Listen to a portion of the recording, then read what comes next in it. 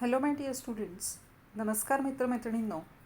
आज आपण जेम हॉपकिन्स यांची पाईड ब्युटी ही कविता वाचणार आहोत आणि त्याचा अनुवाद देखील पाहणार आहोत. जेम हॉपकिन्स हे 19व्या शतकातले एक प्रसिद्ध कवी होते. त्या काळाला व्हिक्टोरियन एज असे देखील म्हणले जाते. ते कवी होते, त्याचप्रमाणे ते धर्मगुरू देखील होते आणि त्यांच्या कवितांमधून मुख्यत्वे करून आपल्याला एक विरोधाभास आढळून येतो. तो विरोधाभास आहे भक्ती आणि शंका यामधला, जो व्हिक्टोरियन पिरियडचे एक महत्त्वाचे वैशिष्ट्य होते. अनेक कवी जे व्हिक्टोरियन काळामधील होते त्यांच्या कवितांमध्ये देखील आपल्याला अशा प्रकारचा विरोधाभास, देवावरचा अविश्वास, शंका आपल्याला आढळून येतात. जेम हॉपकिन्स यांनी त्यांच्या कारकिर्दीमध्ये अनेक कविता लिहिल्या, परंतु त्या त्यांनी छापल्या नाहीत. त्यांच्या कविता रॉबर्ट ब्रिजेस यांनी 1918 साली collected editions of his poems या नावाखाली प्रसिद्ध केल्या आणि त्याची पुढची एडिशन ही चार्ल्स विलियम्स यांनी 1930 साली प्रसिद्ध केलेली आहे. त्यांचं कविता प्रसिद्ध न करण्याचं कारण म्हणजे त्यांच्या मनामध्ये एक शंका होती की मी देवाचा उपासक आहे, मी सेवक आहे, मग अशा वेळेला मी प्रसिद्धीसाठी माझ्या कविता प्रसिद्ध करणे हे योग्य ठरेल किंवा नाही, ही शंका असल्या कारणास्तव त्यांनी त्यांच्या कविता त्यांच्या हयातीमध्ये प्रसिद्ध केल्या नाहीत. पाईड ब्युटी ही एक कविता अशी आहे. पाईड ब्युटी म्हणजे सौंदर्य आणि पाईड म्हणजे एकापेक्षा जास्त रंग आहेत किंवा ठिपके असलेलं सौंदर्य, स्पॉटेड ब्युटी असं देखील आपल्याला त्याला म्हणता येईल. तर यामध्ये त्यांनी देवाने ही जी सृष्टी निर्माण केलेली आहे, हे जे जग निर्माण केलेलं आहे आणि त्याच्यामध्ये जी काही विविधता निर्माण केलेली आहे, रंगांची विविधता असेल, नक्षीकामाची विविधता असेल, वेगवेगळ्या प्रकारचे ठिपके आहेत त्यांची विविधता असेल आणि त्याच्यातून जे काही सौंदर्य या सृष्टीमध्ये देवाने निर्माण केलेलं आहे त्याच्याबद्दल कवी येथे आपल्याला सांगत आहेत. आपण आता कविता वाचण्यास सुरुवात करूया. Glory to be God for dappled things. Glory to be God for dappled things. इथं ते म्हणतायत आपण सर्वांनी देवाची स्तुती केली पाहिजे. देवाची स्तुती आपण का केली पाहिजे? कारण देवाने असं हे विविध रंगांनी नटलेलं असं हे एक जग आपल्याकरता निर्माण केलेलं आहे आणि त्याच्यामध्ये अनेक गोष्टी किंवा अनेक वस्तू अशा अतिशय सुंदर, सौंदर्यपूर्ण अशा निर्माण केल्या आहेत. For skies of couple colour as brinded cow. इथे कवी म्हणतायत की देवाने जे काही आकाश निर्माण केलेलं आहे, जरी आपल्याला असं वाटलं की हे आकाश निळभोर आहे, तरी देखील त्याच्यामध्ये आपल्याला विविध प्रकारच्या रंगछटा आढळून येतात, ज्या आपल्याला आपल्या चित्रांमध्ये, आपल्या कॅनव्हासवर आपल्याला कितीही प्रयत्न केला तरी निर्माण करता येणार नाहीत. देवाने हे जे काही सौंदर्य निर्माण केलेलं आहे ते अवर्णनीय असं आहे, अतुलनीय असं आहे, जे आपण मनुष्यजन्मामध्ये करू शकत नाही. इथे ब्रेंडेड काऊ या शब्दाचा अर्थ असा आहे, जी गाय की जिच्या अंगावर आपल्याला अनेक रंगांचे ठिपके, मुख्यत्वे करून पांढऱ्या आणि चॉकलेटी, काळ्या रंगांचे ठिपके असलेली जी गाय आहे तिची तुलना इथे आकाशाबरोबर केलेली आहे. म्हणजे देवाने ठिपके असलेलं सौंदर्य, विविध रंगांचं सौंदर्य हे प्रत्येक ठिकाणी, प्रत्येक पदोपदी असं त्यांनी निर्माण केलेलं आहे. For rose moles all in stipple upon trout that swim. इथे ट्राउट एक प्रकारचा मासा आहे आणि त्याच्या अंगावरचे जे काही स्पॉट्स आहेत त्याला इथे रोजमोल्स असं म्हणलेलं आहे.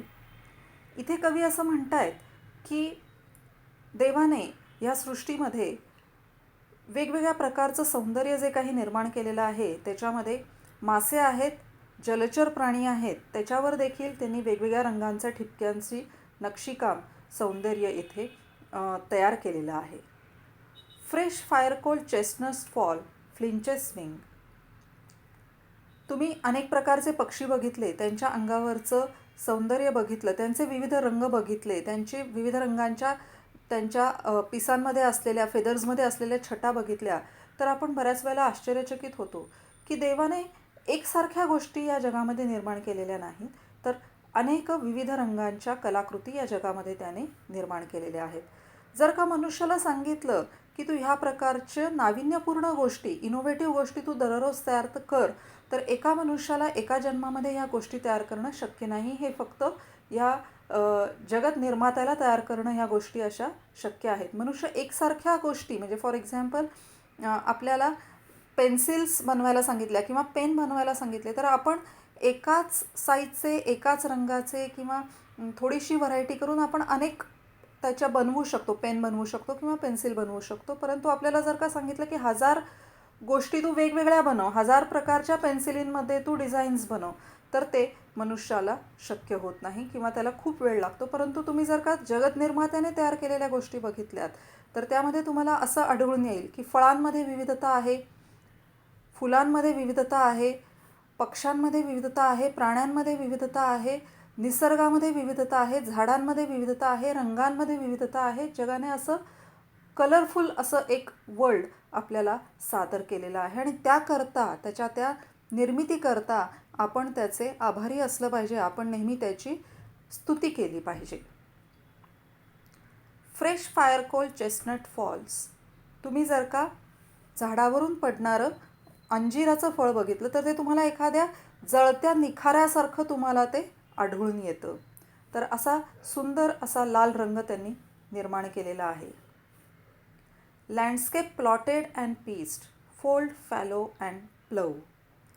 तुम्ही जर का शेतजमीन बघितली, नांगरलेली शेतजमिनीचं सौंदर्य वेगळं आहे, प्लॉटेड त्याचे काही तुकडे केलेले आहेत त्याचं सौंदर्य वेगळं आहे, किंवा एका प्लॉटमध्ये, एका भागामध्ये वेगळं पीक लावलेलं आहे, दुसऱ्या भागामध्ये वेगळं पीक लावलेलं आहे, तर ते नयनमनोहारी दृश्य तुम्हाला अतिशय तुमच्या मनाला रमणीय असं वाटतं किंवा आपल्या मनाला ते आनंददायक, आल्हाददायक असं वाटतं.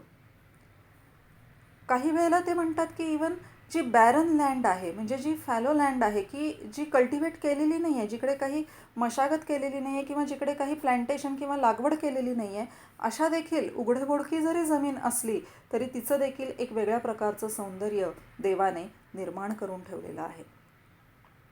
And all trades their gear, tackle and trim. जगामध्ये वेगवेगळ्या प्रकारचे व्यवसाय आहेत, व्यापार आहेत, त्यांचे प्रत्येकाचे स्पीड हे वेगवेगळे आहेत किंवा त्यांच्या प्रत्येकाच्या व्यापाराच्या पद्धती किंवा त्यांच्या बिझनेसच्या टॅक्टिस ह्या वेगवेगळ्या आहेत, परंतु त्या देखील आपल्याला सुंदर अशा भासतात. तर देवाने एकसारखी कुठलीही वस्तू किंवा कुठलीही गोष्ट किंवा कुठलंही सौंदर्य देवाने निर्माण केलेलं हे एकसारखं नाही आहे. त्याच्यामध्ये तुम्हाला अनेक प्रकारची विविधता आढळून येते आणि प्रत्येक विविधतेमध्ये एक प्रकारचा युनिकनेस आहे की जो मनुष्याला निर्माण करता येत नाही. All things counter. काही गोष्टी आपल्याला विरोधाभासात्मक वाटतात, काही गोष्टी आपल्याला एकमेकांच्या विरोधी आहेत असं आपल्याला वाटतं, काही रंग आपल्याला तसे वाटतात, परंतु त्याच्यात देखील एक प्रकारचं सौंदर्य आहे.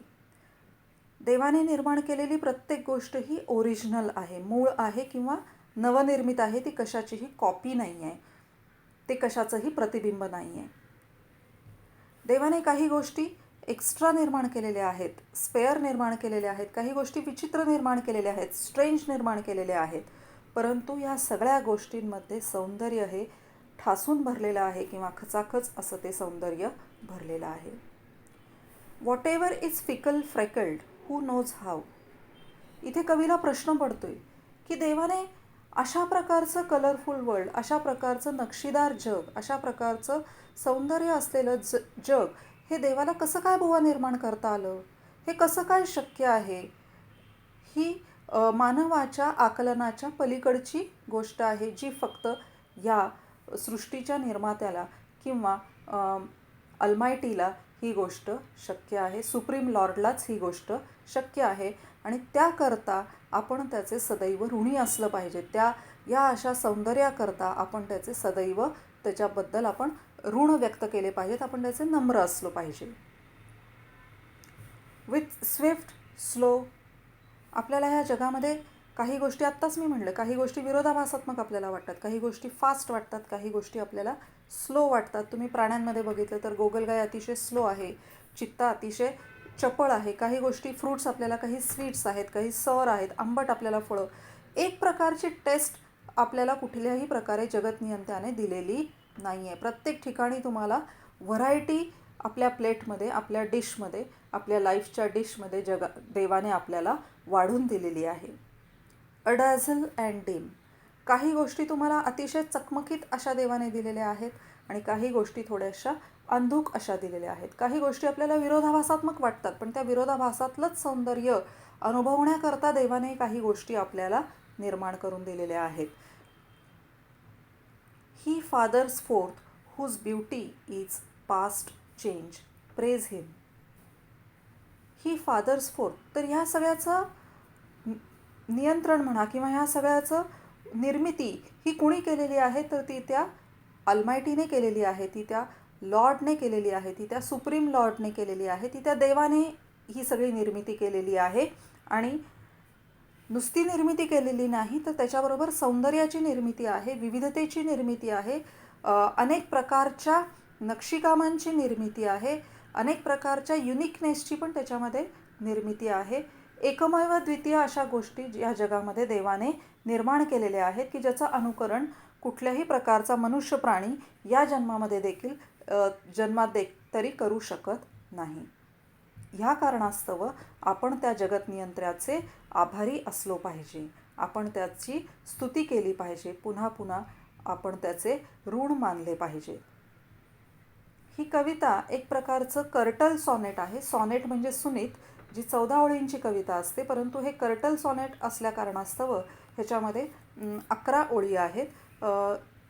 एक नवीन प्रकार J.M. हॉपकिन्स यांनी या कवितेमध्ये हाताळला आहे आणि त्यांनी त्याच्यामध्ये एक स्प्रंग रिदम नावाची एक रिदम देखील या कवितेमध्ये त्यांनी वापरलेली आहे. या कवितेचा विषय हा मुख्यत्वे करून सौंदर्य हाच आहे आणि सौंदर्य आपल्या अवतीभोवती सगळ्या छोट्या आणि मोठ्या गोष्टींमध्ये ठासून भरलेलं आहे. ते म्हणतायत की सौंदर्य हे परफेक्शनमध्ये पण आहे आणि सौंदर्य हे इम्परफेक्शनमध्ये पण आहे. पूर्णावस्थेमध्ये पण सौंदर्य आहे, प्रामाण्यतेत पण सौंदर्य आहे, पण काही गोष्टींमध्ये उणीव आहे, काही गोष्टींमध्ये दोष आहेत, काही गोष्टी अपूर्ण आहेत. परंतु त्या देखील गोष्टी ज्या देवाने निर्माण केलेल्या आहेत त्या अतिशय सुंदर अशा आहेत. परंतु ह्याच्यामध्ये सगळ्यात महत्त्वाचा विचार किंवा सानिध्यात असूनसुद्धा विरोधाभास असं जे म्हणता येईल की देव आणि देवाने निर्माण केलेली सृष्टी ह्या जरी आपल्याला एकसारख्या गोष्टी वाटल्या, ह्या जरी निकटच्या गोष्टी वाटल्या, तरी त्याच्यामध्ये फरक आहे असं J.M. हॉपकिन्स आपल्याला सांगतात. देवाने निर्माण केलेली सृष्टी ही चेंजिंग आहे, ही परिवर्तनीय आहे. जगात निर्माण झालेली प्रत्येक गोष्टीला एक प्रकारचा शेवट आहे. आपण सर्वजण मर्त्य आहोत. पृथ्वीवर निर्माण झालेली प्रत्येक वस्तू किंवा गोष्ट ही मर्त्य आहे, त्याला अंत आहे. परंतु ज्या निर्मात्याने ह्या गोष्टी निर्माण केलेल्या आहेत त्याचं सौंदर्य, त्याची ताकद, त्याची परिपूर्णता ही अवर्णनीय आहे आणि ती कधीही न बदलणारी आहे, ती अविरित आहे, ती अक्षय आहे. ह्या प्रकारचा विचार आपल्याला या कवितेमध्ये पाहावयास मिळतो. म्हणजे जरी इथे J.M. हॉपकिन्स म्हणतायत की देवाने ही सृष्टी निर्माण केलेली आहे, देवाने हे जग निर्माण केलेलं आहे, त्याच्यामध्ये सौंदर्य भरलेलं आहे, तरी देखील ते म्हणतायत की ह्या सौंदर्यापेक्षा देखील एक प्रकारचं अत्युच्च सौंदर्य आपल्याला आढळून येतं आणि ते अत्युच्च सौंदर्य कुठे आहे, तर ते त्या सृष्टीच्या निर्मात्यामध्ये आहे. ते हीच क्रिएशन आणि ह्याच्यामधला जो फरक आहे तो आपल्याला मान्य करावाच लागेल. कारण हे इथलं सौंदर्य हे मर्त्य आहे, इथलं सौंदर्य हे नष्ट होणारं आहे, परंतु त्याच्यामध्ये जे ठासून भरलेलं सौंदर्य आहे ते मात्र अविरित आहे, टाईमलेस आहे, त्याला कुठल्याही प्रकारचा अंत असा नाही. तर अशा प्रकारे सृष्टीमधील असलेल्या अतिशय सुंदर अशा गोष्टींचं वर्णन या कवितेमध्ये जेम हॉपकिन्स यांनी केलेलं आहे. मला असं वाटतं, मी अशी अपेक्षा व्यक्त करते की तुम्हाला ही कविता नक्की आवडेल आणि नक्की समजेल. धन्यवाद.